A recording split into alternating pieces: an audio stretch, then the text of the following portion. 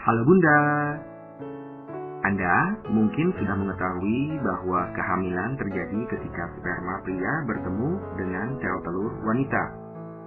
Proses ini disebut dengan konsepsi atau pembuahan. Lalu, bagaimana sel sperma dan sel telur bertemu?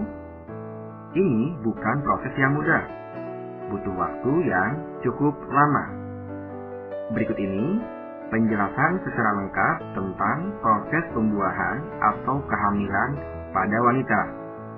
Simak pembahasannya ya, sampai dengan selesai. Produksi sperma dan sel telur.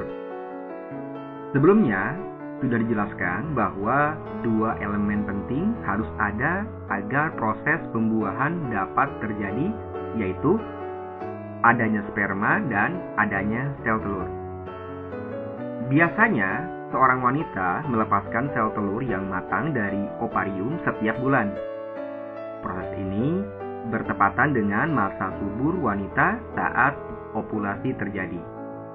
Setelah sel telur dilepaskan, ia akan berjalan melalui tuba Fallopi sepanjang kira-kira 10 cm ke dalam rahim wanita. Rata-rata, sel telur ini bisa hidup hingga 24 jam setelah dilepas. Tidak seperti wanita yang melepaskan satu sel telur dalam sebulan, pria dapat terus memproduksi spermanya sehingga bisa dikatakan bahwa tubuh pria memproduksi sperma secara teratur sepanjang hidupnya. Pembentukan sperma baru atau yang biasa dikenal dengan spermatogenesis membutuhkan waktu kurang lebih 2-3 bulan. Untuk pria yang sehat, biasanya sekitar 20-300 juta sel dapat dikeluarkan dalam 1 ml air mani. Tetapi, hanya satu sel sperma saja yang dibutuhkan untuk terjadinya proses pembuahan. Seperti apakah proses kehamilan terjadi? Pada dasarnya, semua pasangan suami istri pasti memiliki pengalamannya masing-masing dalam terjadinya proses kehamilan. Baik kehamilan yang direncanakan ataupun yang tidak direncanakan. Kedua hal tersebut sama-sama memerlukan proses dan juga waktu. Dikutip dari klinik Cleveland, pada dasarnya inti dari proses pembuahan adalah ketika rahim dimasuki oleh sel sperma, lalu melewati tuba Fallopi dan kemudian bertemu dengan sel telur di dalam rahim. Tuba Fallopi merupakan saluran penghubung antara tempat sel telur dengan rahim. Kehamilan dimulai dengan proses pembuahan atau fertilisasi yang terjadi dalam waktu kurang lebih 72 jam setelah sperma mengenai sel telur atau ovum. Jika sperma tidak membuahi sel telur akan pecah dan menstruasi pun dimulai. Berikut ini adalah proses pembuahan atau tahapan kehamilan yang perlu Anda ketahui agar bisa hamil. Tahapan selama pembuahan. Setidaknya ada 4 tahapan yang terjadi pada saat pembuahan atau fertilisasi. Di antaranya adalah yang pertama, ejakulasi pada pria. Selama hubungan seksual, pria mencapai orgasme dan menghasilkan ejakulasi. Ejakulasi yang dihasilkan mendorong semen cair atau air mani yang mengandung sperma melalui leher rahim masuk ke dalam vagina. Anda harus tahu bahwa ejakulasi membutuhkan setidaknya 15 juta sperma per milimeter untuk terjadinya proses kehamilan. Sperma yang sehat dapat melakukan perjalanan dengan lancar dan baik menuju ke tempat yang tepat. Kekuatan ejakulasi memungkinkan sperma mencapai sel telur dengan rata-rata 10 ml per jam. Bagaimanakah dengan cairan sebelum ejakulasi? Rangsangan seksual akan memicu keluarnya cairan ini. Ingatlah bahwa tidak semua cairan mengandung sperma sebelum ejakulasi. Akan tetapi, jika terdapat cairan yang terkandung sperma, maka bisa jadi sperma akan memasuki rahim. Ini berbeda dengan keadaan di mana tidak ada cairan mani yang keluar. Apakah mungkin hal ini masih bisa menyebabkan kehamilan? Saat penis kering atau tidak ada cairan mani yang keluar, sangat kecil atau bahkan tidak ada kemungkinan seorang wanita bisa hamil. Sedangkan jika Anda tidak ejakulasi, namun penis Anda tetap basah akibat cairan sebelum ejakulasi, masih ada kemungkinan untuk bisa hamil. Kedua, perjalanan ke sel telur. Pria membutuhkan orgasme untuk mengeluarkan sperma. Tetapi wanita tidak membutuhkan orgasme untuk hamil.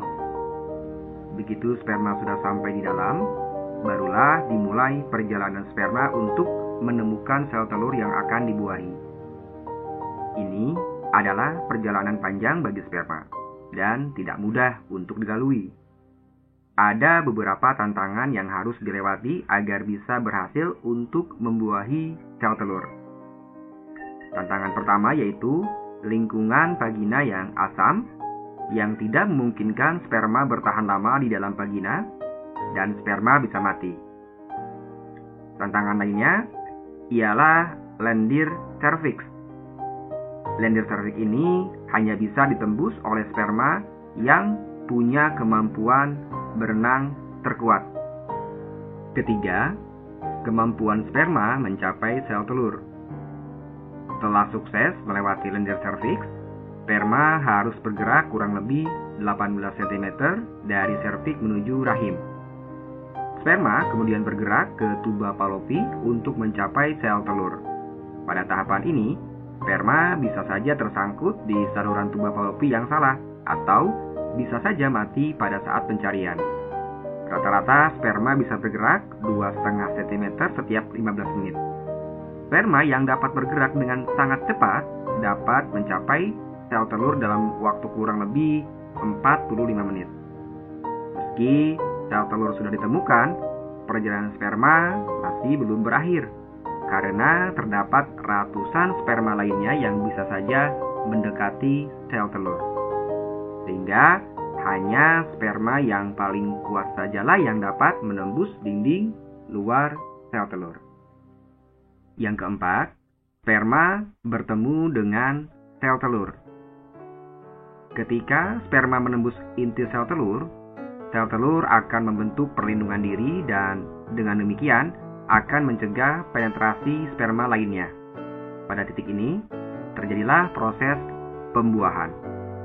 Jika sperma tidak dapat bertemu dengan sel telur, maka sperma tersebut hanya dapat bertahan di dalam tubuh wanita hingga 7 hari.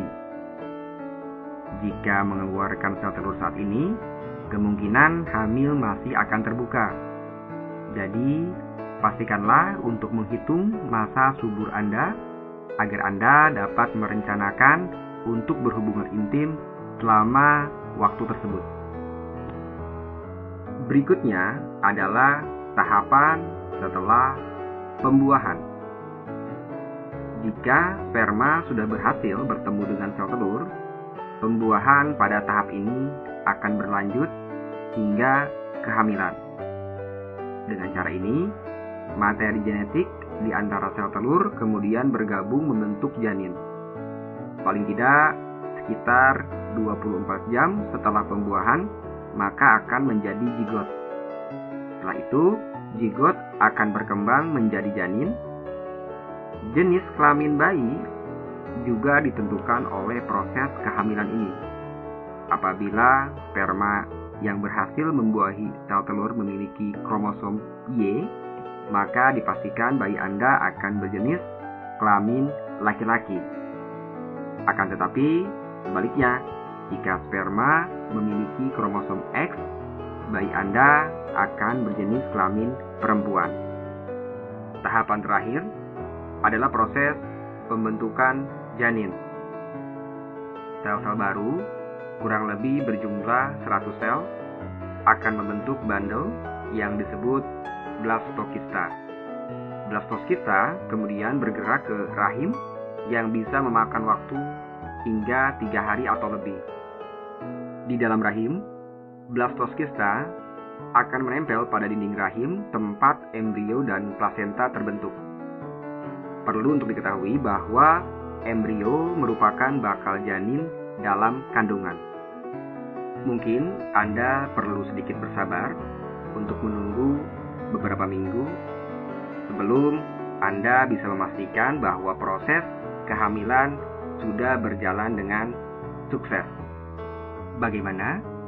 Tidak mudah bukan proses terjadinya kehamilan? Semoga informasi yang diberikan bermanfaat ya.